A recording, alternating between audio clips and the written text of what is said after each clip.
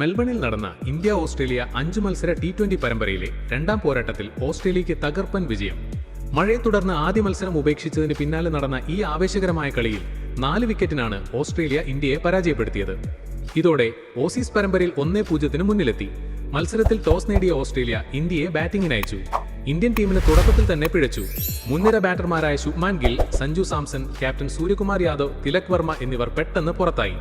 ഒരു ഘട്ടത്തിൽ 40 റൺസിന് 4 വിക്കറ്റ് എന്ന നിലയിൽ ഇന്ത്യൻ ഇന്നിംഗ്സ് തകരുമെന്ന് തോന്നിച്ചു. എന്നാൽ ഓപ്പണർ അഭിഷേക് ശർമ്മ ഒരു തീപ്പൊരി ഇന്നിംഗ്സിലൂടെ ഇന്ത്യയെ രക്ഷിക്കാൻ ശ്രമിച്ചു. കേവലം 37 പന്തിൽ 68 റൺസ് നേടിയ അഭിഷേക് കാണികളെ ആവേശത്തിലാക്കി. യുവതാരം ഹർഷിത് റാണയും 35 റൺസ് എടുത്ത് അദ്ദേഹത്തിന് മികച്ച പിന്തുണ നൽകി. പക്ഷേ അഭിഷേക് പുറത്തായതോടെ കാര്യങ്ങൾ വീണ്ടും ഓസ്ട്രേലിയയ്ക്ക് അനുകൂലമായി.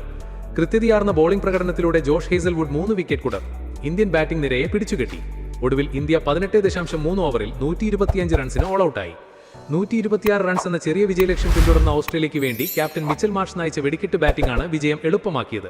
26 പന്തിൽ 46 റൺസാണ് മാർഷ് അടിച്ചുകൂട്ടിയത്. ട്രെവിസ് ഹെഡും 28 റൺസ് എടുത്ത് മികച്ച തുടക്കം നൽകി.